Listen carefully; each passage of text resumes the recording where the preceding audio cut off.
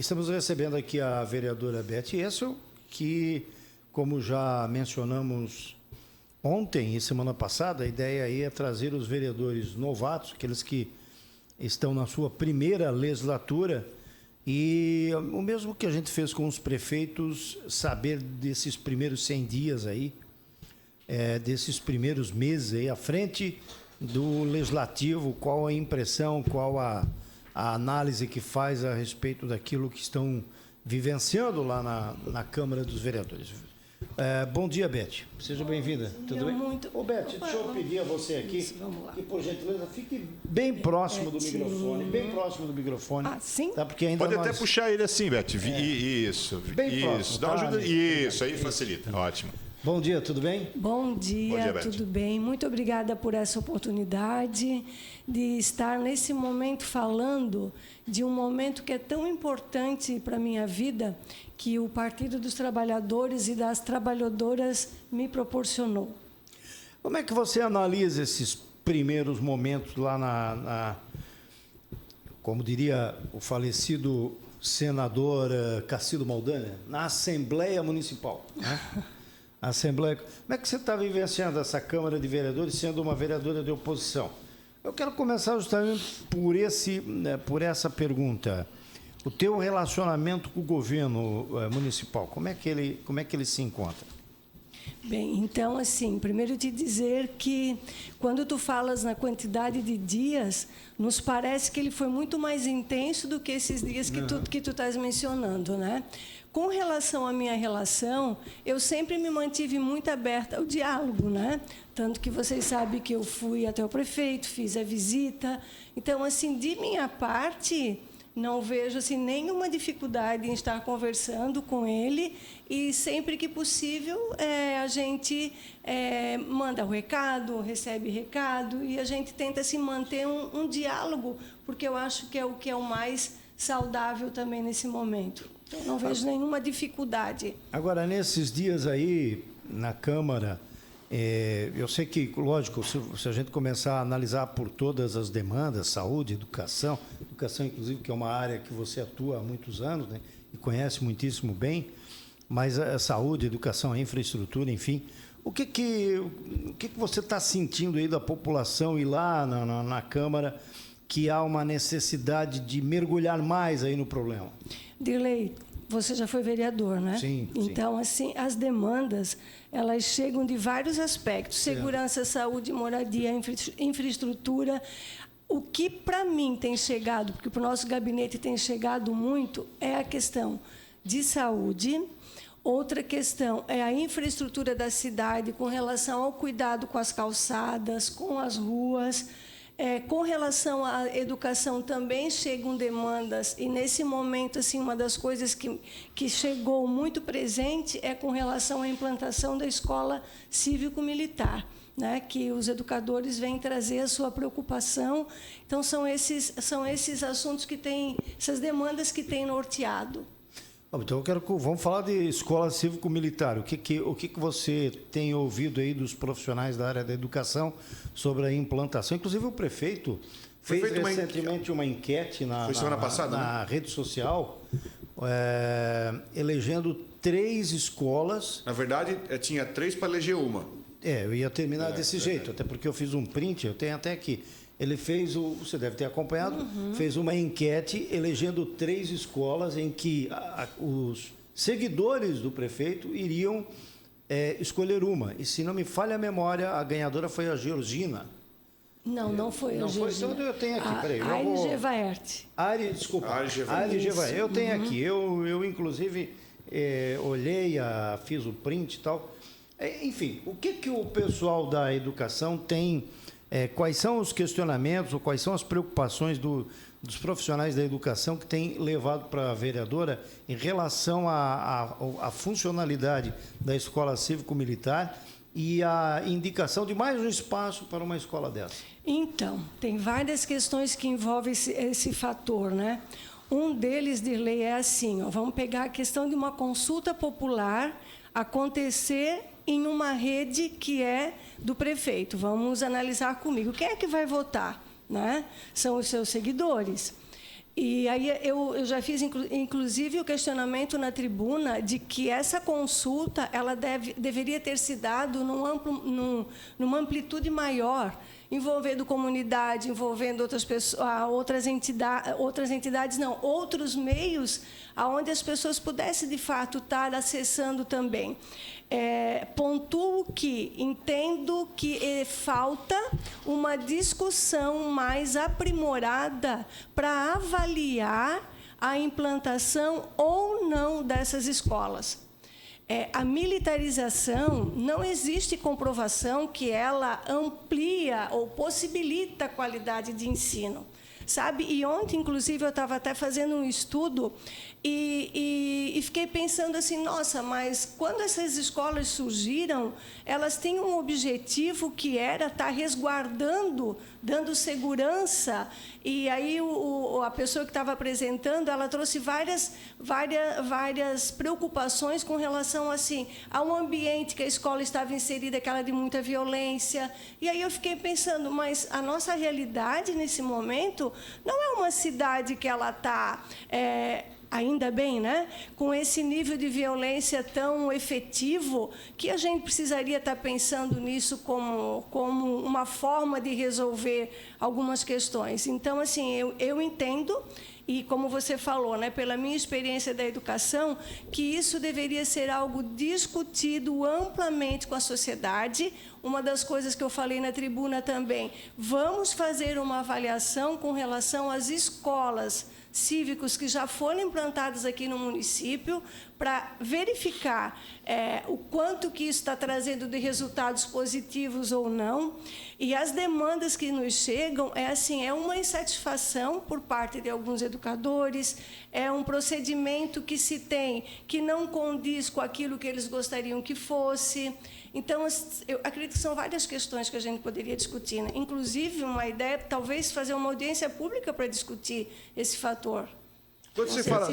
Só deixa eu trazer aqui o resultado para deixar claro aqui. As escolas eram Georgina de Carvalho, São Pedro, a Rotary Clube Companheiro Aires Jevaé, na Volta Grande, que foi a que ganhou. E a Padre Luiz Gonzaga Steiner, da Lagoa Dourada. Sim. E também tinha a Escola de Educação Fundamental Poço Fundo. O placar aqui, vamos botar o placar, né, do percentual, 38% para Volta Grande, 36% Poço Fundo, 17% Georgina e 10% a Luiz Gonzaga Steiner. Só uma dúvida. Quando você fala que educadores estavam preocupados com a questão são professores que trabalham dentro da... Você fala educadores, são professores que estão dentro já de escolas que trabalham nesse formato? Sim. E qual é o tipo de reclamação? A questão, uma das coisas que eles colocam é a própria questão da relação aluno com as pessoas, as pessoas que estão lá para fazer esse trabalho que é o da cívico-militar, né? É que não existe aquilo que se cultiva tanto de um diálogo carinhoso, atencioso, são imposições, são regras fixas. Então, esse é um caminho que eles apontam como algo que não deveria estar acontecendo, né? Eu quero fazer uma pergunta para a Beth e até para fazer um raciocínio depois. Você tem algum dado de quanto custa para os cofres do município? Era isso que eu ia comentar. Até, gente, eu fico pensando, como é que pode, se não se tem dinheiro, muitas vezes se diz, né, não se tem o dinheiro, e eu consigo R$1.100.000 para essas escolas cívicos militares? Esse valor, para mim, é algo que eu questiono, entende? Então, assim, vamos pensar, quantas demandas poderiam ser supridas na educação com esse investimento? Ou, de repente, para a saúde, com esse investimento? Se já existia um programa... e até outra questão, né? Na Lei de Diretrizes e Bases Nacionais, não fala que tem que ter implantação de escolas cívicos militares. Então, é algo para a gente estar questionando também. Por que eu faço essa pergunta, Beth? Eu não sou contra a escola cívico-militar. Eu penso que se é algo que funciona para a educação, tem mais que ser implementado em todas as escolas. Agora, o que eu penso, Beth, é a prioridade. Porque tem escola cívico-militar aqui em Brusque que ar-condicionado não estava funcionando. Aí você arruma, Dilei, 1 milhão para implementar um serviço, mas você não tem. Eu estou falando porque eu estive em escola aqui em Brusque, que virou escola cívico-militar e que o as crianças estavam se misturando numa sala, porque eu fui lá fazer uma visita, porque ar-condicionado não estava funcionando. Então, qual é a prioridade? É uma escola civil-militar? Ok, a medida ela é boa, ela tem os seus efeitos positivos, mas entre você deixar o aluno passando calor e você implementar um serviço, qual é a prioridade? É nesse sentido que eu faço a colocação. Então, quando eu também te falo assim da questão de uma consulta popular né, mais ampla, uma discussão com a comunidade, é porque viriam todas essas questões. Entende? Então, seria tomado decisões, uma decisão coletiva, ouvindo de fato a demanda da comunidade. Acho que é interessante quando tu pontua isso, porque muitas vezes a gente só vê, tipo, só escuta falar na beleza das questões, né? Que, como se diz, tudo está muito positivo e operante.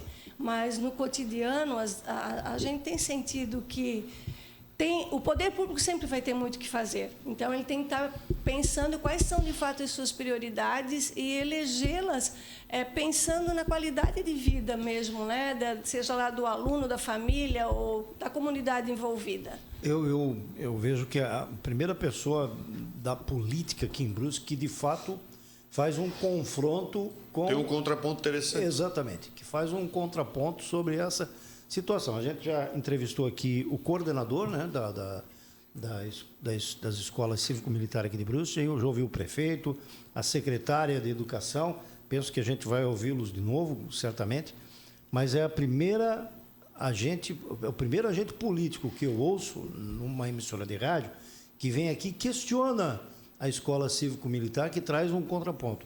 Agora, o que você chegou a conversar com os pais, ou só falou com os profissionais?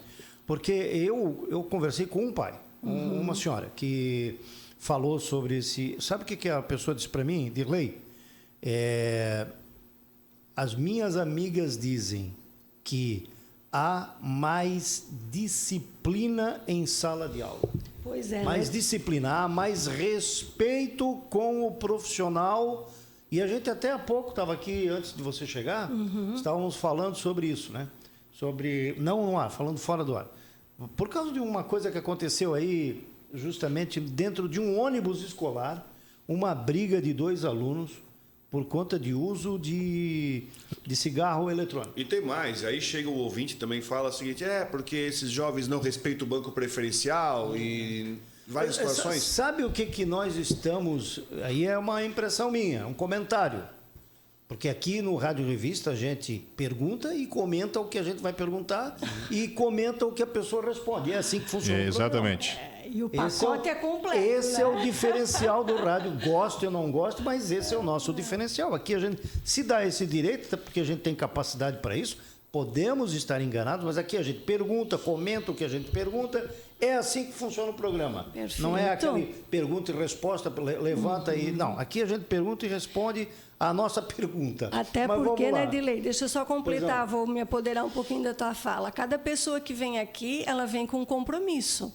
Então, ela tem que dar conta das respostas que ela vai trazer. E do debate, porque olha só, a ideia da tua presença aqui era a gente falar no geral, mas já levantamos Sim, já percebi. Fato que está passando a ser me perdoe, o principal, porque você está trazendo aí que conversou com os profissionais. Onde é que eu quero chegar? Sim. O que eu ouço de pessoas, e ouvi de uma pessoa, mas eu já ouvi de outras também, que há um elemento aí que se trata da disciplina. Meio assim, vou transferir lá para a escola militar uma coisa que eu não estou conseguindo, ou eu penso que pode me ajudar em casa a educar meus filhos. Educar no sentido de disciplina mesmo, do filho obedecer pai e mãe, embora já possa obedecer, mas lá na escola não está obedecendo. Então, é isso que eu ouvi. Esse não é o conteúdo, não se trata do conteúdo didático, mas sim da questão disciplinar. O que eu ouvi. Tá? Então, assim, né, contribuindo um pouquinho e diante da experiência que eu tenho com relação à educação e naquilo que eu acredito que deva ser, de fato, a educação, eu fico sempre me perguntando, né, será que a imposição dos limites, elas precisam ser de uma forma autoritária? Então, quando tu dizes assim, lá na escola eles estão conseguindo colocar o limite no meu filho. E aí entra uma questão social. Por que a família não está dando conta? Não, mas né?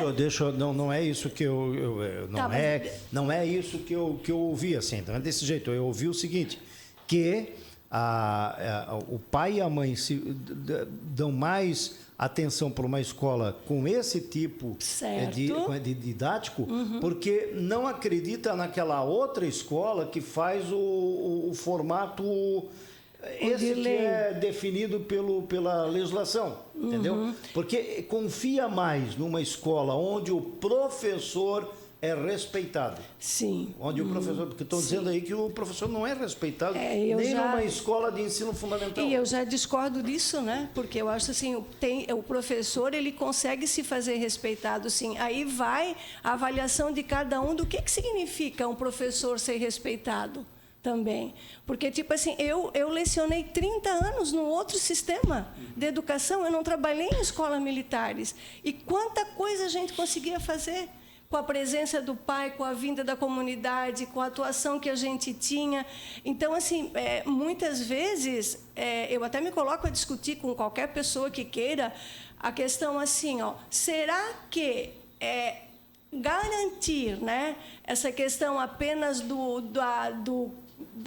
limite, não sei se é isso que tu querias dizer, mas assim, da ordem, através de um sistema que muitas vezes ele é opressor, ele é evidente para a formação das nossas crianças, ele é salutar para a formação das nossas crianças e dos nossos jovens. Estou aqui trazendo, como tu colocou, né, o debate, porque é assim que eu penso.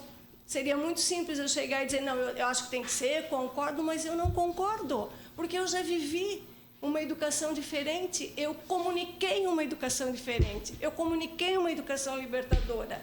Eu ouvia, eu discutia, eu conversava, eu sabia respeitar as opiniões, e em nenhum momento houve falta de respeito pela minha pessoa ou pelo espaço onde eu trabalhava. Deixa eu só comprar. Talvez seria ampliar essa discussão para, de fato, a gente conversar sobre os pormenores. Só para contribuir aqui alguns dados ainda sobre a questão do custo, R$ 222 mil por ano por escola, 18.500 por mês por escola, 1.110.000 somando as 5 escolas, 92,5 mil por mês somando as 5 escolas. É um valor significativo. É um valor significativo. E assim, né, Dirley, se me permite, eu quero trazer aqui o governo federal, que em 2023, o que ele fez? Ele já aboliu esse tipo de escola. Por quê? Porque também, no entender dele, existe uma LDB que tem as suas diretrizes e que a gente tem que seguir aquilo. E de onde também vem a receita? A receita do governo do Estado ou a receita da própria Prefeitura de Brusque, lá no que ela tem que repassar? O percentual constitucional que ela tem que passar é dali que está saindo? Olha, eu entendo que, para essas escolas, a opção é municipal. Então, existe uma lei municipal. Se existe a lei municipal, vamos até pegar um exemplo. O próprio Estado tem agora tramitando um pedido com relação ao Jorginho, que tipo, ele não passou nenhuma lei pela Assembleia Legislativa. Então, se está questionando isso também, essa implantação dessas escolas no Estado. Mas aqui em Brusque, o governo criou uma lei que é federal. Há uma lei que é municipal. Sendo assim, quem é que vai arcar com as custas? O município. Agora, falando sobre a questão de custo, vereadora, diante dessa situação da falta d'água aqui na cidade, você até gravou um vídeo sobre isso, levantando uma situação em que, diante de toda a gravidade da falta d'água, você levantou a situação de que o SAMAI pudesse até isentar a população de toda a conta d'água referente ao mês por causa disso. O que você falasse sobre isso, sobre essa situação, e o que você, como vereadora, ouviu da rua, né? Porque, enfim, ouviu da população sobre a questão da falta d'água e sobre essa tua proposta. Assim, a minha proposta é para amenizar o desgaste que cada cidadão de fato viveu, né? Porque ficar 4, 5 dias sem água não é simples. E quando eu fiz essa proposição é porque assim, o que faltou? Faltou, talvez, a comunicação antecipada de que isso seria possível, né? De que poderia acontecer o transtorno e o que o município iria colocar à disposição da comunidade acontecendo algum imprevisto, como de fato aconteceu. Claro que no processo daí veio o caminhão-pipa, mas se a comunidade tivesse sido avisada também com antecedência, a organização dela seria mais eficaz para estar vivendo o momento que ela passou. Então, assim, eu trouxe isso porque eu quero crer que algum reparo precisa ser feito com o dano que foi causado para a população. Eu tenho pessoas que ficaram praticamente 5, 6 dias sem água nas suas casas, né? E então, tipo assim, eu estou fazendo uma ação que espero que tenha algum resultado. Talvez eu não consiga um resultado 100%, mas se de repente ocorrer mesmo, né, essa possibilidade de diminuir ou não ser cobrado um percentual com relação a essa perda que a população teve. O próprio prefeito chegou a anunciar isso em rede social também. Né? Que ótimo. Só que ele falou em aplicar um desconto dos dias. A proposta da vereadora era isentar o mês. Isso. Eu confesso que é complicado fazer uma proposta dessa de isenção, porque a própria instituição vai ficar sem receita, né? Eu acho que vocês já ouviram aquilo que a gente pede algo grande para receber um pouco? Sim, com certeza. Então, talvez pode ter sido uma coisa... até que é o debate. Com isso, a vereadora está buscando isso. O debate não está errado. Está buscando o debate. Vamos conversar sobre isso. Mas eu também acredito que nessa área do que aconteceu com o SAMAI, a Câmara de Vereadores deveria... se fosse em outro lugar aí, se fosse uma oposição maior, digamos assim, já estava abrindo CPI, né?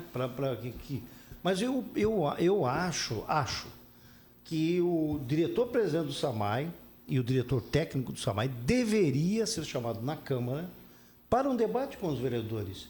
Até para no futuro a gente analisar isso, porque realmente ficou uma coisa extremamente amadora, né? Vamos ser, a palavra aqui é isso. Amadora, não se planejou, não se preparou e demorou-se para admitir que não houve planejamento nenhum, nem planejamento técnico, nem planejamento de comunicação, de avisar a população que, olha, pode acontecer isso, então vamos encher as suas caixas d'água, vamos esperar o que pode... Ninguém foi preparado. Mas depois do intervalo, a gente volta para tratar de novo desse assunto aí relacionado à água e à análise da vereadora. Está aqui conosco a vereadora Beth Essel falando sobre esses 4 meses aí passados, né? Agora estamos entrando no 5º mês da sua passagem pela Câmara de Vereadores. Estamos falando sobre a questão do SAMAI. Pode continuar. Então, assim, o que eu quero pontuar também é que a gente já teve na administração e a gente sabe que os imprevistos muitas vezes podem acontecer, mas a falta de diálogo, até tu mencionou há pouco, né? Faltou trazer clareza para a população sobre o que iria acontecer e o que estava acontecendo. Então, acho que aí houve um equívoco com relação a esse assunto. Só ajusta ali para a gente. Deu um pequeno acidente aqui. Acontece. Ele sabe e faz ao vivo. Já foi socorrido, mas eles estão ampliando aqui, o espaço está ficando muito legal, então esse transtorno é compreendido. Como é que é? O transtorno é provisório benefício permanente. Mas, entrando nessa questão da comunicação, acho que o SAMAI falhou feio na comunicação. Aliás, sexta-feira, eu entrei em contato com a comunicação do SAMAI para pedir alguém do SAMAI para vir aqui, para atualizar como é que estava a situação. Não, tem que juntar informação, tem que dizer, não, espera mais um pouco, daqui a pouco espera mais um pouco, aí eu senti que não queriam vir.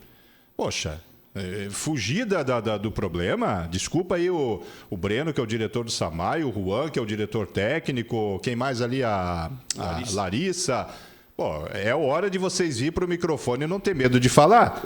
Fica me enrolando 2 dias para... Não, mas então, já que eu tenho prazo, eu tenho um programa aqui que nós precisamos ocupar, que eu não posso ficar esperando o cara me dizer 1 hora antes se ele pode dar entrevista. É uma falta de respeito com quem está aqui. E é uma falta de respeito com o cidadão quando se foge de vir aqui para o microfone. E não adianta vir com desculpa, mas tem que juntar a informação. Pô, se tu está num cargo e tu não sabe o que está acontecendo, pede para sair.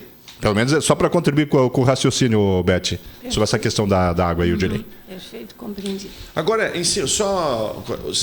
você já apresentou esse projeto na Câmara da questão da isenção. O que vai ser feito? Vai entrar hoje, né? Vai entrar hoje? Então, hoje vai ter mais discussão sobre a questão da água. Pode preparar que vai ter mais discussão sobre água na Câmara hoje.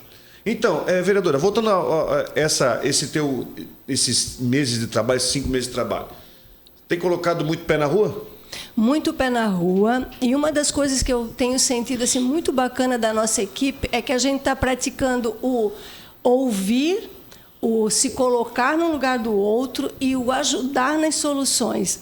É muito interessante assim quando chegam as demandas e a gente tem esse entendimento de que não apenas ouvir e dizer, você vai no INSS resolver, você vai na Secretaria de Saúde resolver. A gente tem procurado no gabinete fazer o processo juntamente com a pessoa. Então, assim, isso tem dado um resultado assim, muito positivo com relação às conquistas positivas, né? De se mudar uma situação que para a pessoa não está sendo tranquila, está passando por dificuldade, etc. E juntamente com esse olhar acolhedor do mandato, a gente consegue resolver a situação da pessoa. Então, penso que isso, para mim, eu acho que ele é algo que demarca assim, a nossa passagem ali no Gabinete 5. Dirley? Não, eu estou aqui olhando os comentários, aqui, porque o comentário, às vezes, ele é muito... a gente precisa registrar, né, alguns comentários. Por exemplo, aí vem o comentário político, né? O PT sendo PT, sempre a favor da bagunça nas escolas.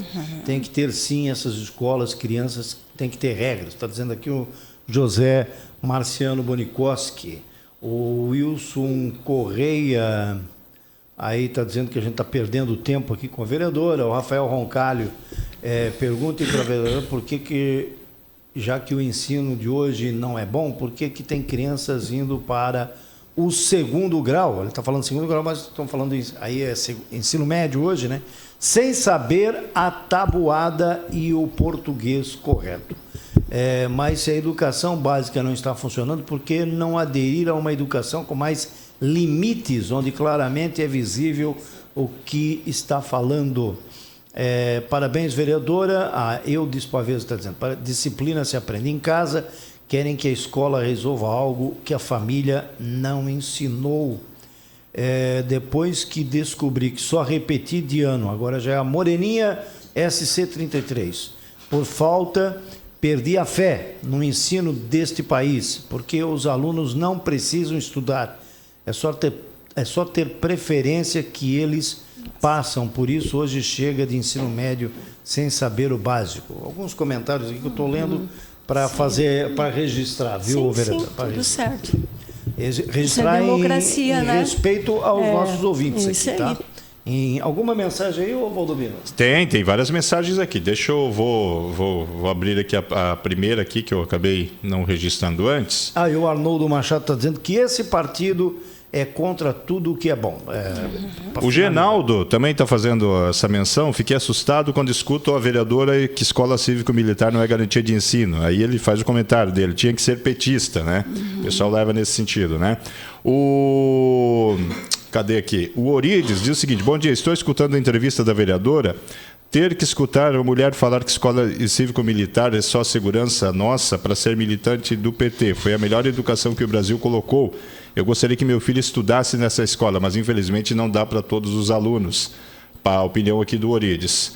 Bom dia, pedi para... Aqui já é outra situação pedindo o interesse aí do Lobo. Concordo plenamente com vocês e com a Beth, mas pena que o nosso prefeito só faz o que ele quer, não o que a população precisa de fato. Essa é a triste realidade de Brusque. Um prefeito que faz o que ele quer e decide sozinho. O que importa é o interesse próprio, diz aqui a Marilúcia, a dona Marilúcia. Deixa eu ver se tem mais uma aqui. Na minha opinião, tudo mudou a partir do Estatuto da Criança e do Adolescente, onde tirou a autoridade das pessoas e deu às crianças e aos adolescentes muito direito e pouco dever, diz aqui o Vilmar Barbosa.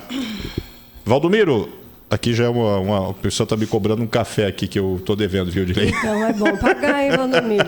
Vou pagar. No ar ainda. Sobre as mensagens, bom dia, bancada. Eu acho que está mais do que na hora do PT tomar vergonha na cara e parar com essa briga assada, trabalhar mais para a população, diz aqui a Vanilda. Outra opinião, eu não sou petista, mas concordo com a Beth sobre o assunto das escolas, está dizendo aqui o Anderson. Por enquanto é isso de mensagem, Odilei. Então, feito o registro aí para que a gente possa acrescentar aí no debate. Eu vejo aí pelos comentários que há quem está comentando aqui muito mais a favor da escola cívico-militar do que contra, viu? Assim, o que você está questionando, além de você questionar a escola cívico-militar, você questiona a forma como se faz a escolha dela para a população, é isso? É isso que eu quero colocar. Em nenhum momento eu fui taxativa, além, claro, de colocar a minha opinião, e eu mencionei que está faltando uma consulta popular, que está faltando um diálogo com a comunidade a respeito disso. Ou vocês ouviram, né? Que eu trouxe vários elementos aqui dizendo que seria interessante uma discussão a respeito dessa implantação. Mas eu respeito todas as opiniões e, assim, quero ter a oportunidade de dizer que eu milito no PT desde 1986 e não me arrependo nem um pouquinho, porque foi através do Partido dos Trabalhadores que eu vi muitas transformações acontecendo aqui nessa cidade. E tem muitas coisas que eu podia dizer, tudo menos o PT. Aí acontece a falta de água, acontece essa falta de infraestrutura na cidade, mas é isso que temos, né? A Ariane Beatriz Fischer está perguntando aqui, eu não conheço essa normativa, a portaria normativa 2992, que estabelece a média global como critério para a aprovação dos estudantes da educação básica. Tu sabe sobre isso? Posso pesquisar, mas nesse momento não tenho elementos. Bom dia, gostaria da vereadora manifestar sua opinião sobre a portaria normativa de número 2992 da SED. Secretaria Estadual da Educação, certamente, né? Não sei, que estabelece a média global, ela coloca inclusive entre aspas essa média global, como critério para a aprovação dos estudantes da educação básica. Minha cara Beth, o que você poderia ainda destacar sobre essa tua passagem nesses meses aí pela Câmara? Quais outros pontos aí que a gente poderia tocar no assunto? A gente falou bastante em educação, falamos aí dessa questão e saúde. Essa polêmica que aconteceu ali com a unidade básica do loteamento Schaeffer aí. O que você tem a dizer sobre isso? Tá dentro daquilo? Você acha que ali é o local mesmo para essa unidade básica? A unidade básica é do centro. Eu sei que pode dizer, olha, lá no Tomás Coelho está faltando, lá no bairro tal está faltando, mas é um dinheiro que vem para uma unidade básica do centro. O que a vereadora pensa sobre isso? O que eu penso é o que eu defendi desde o começo, que foi a minha preocupação em não perder a verba. Né? Então, foi isso. Eu não defendi nem um lado nem o outro. A preocupação foi a defesa para que o município recebesse o dinheiro. E acredito, né, que, de fato, é isso que está acontecendo, a coisa vai acontecer, ficou naquele espaço e lá vai ser feito.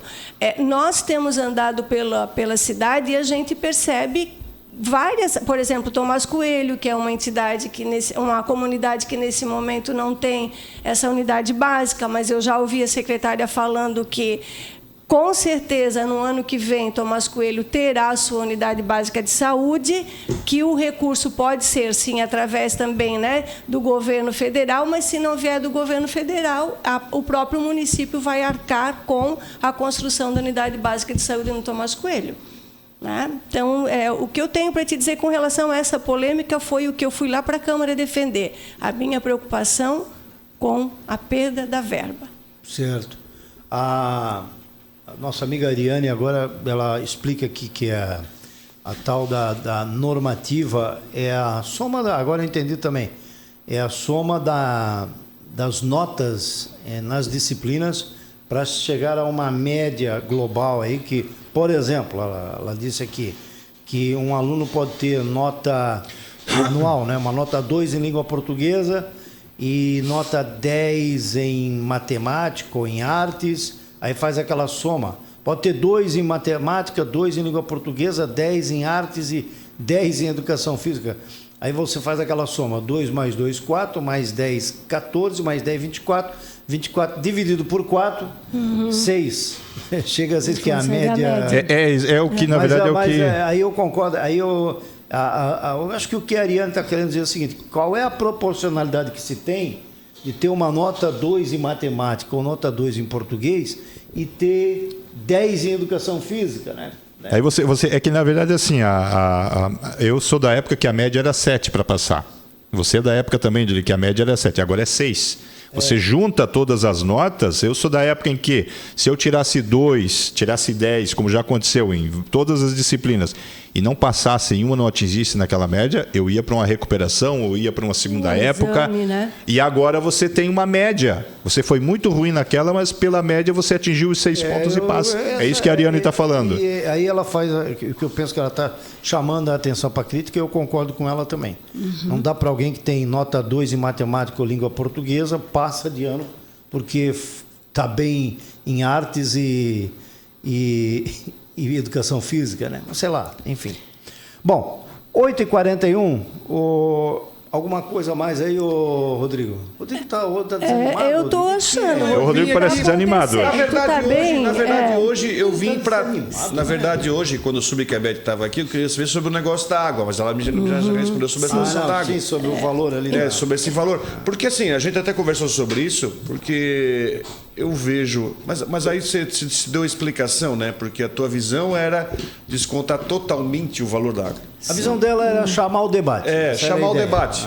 O prefeito já sinalizou que vai entrar com um projeto na Câmara, acho que é hoje, inclusive. Hoje, está pautado para hoje. Para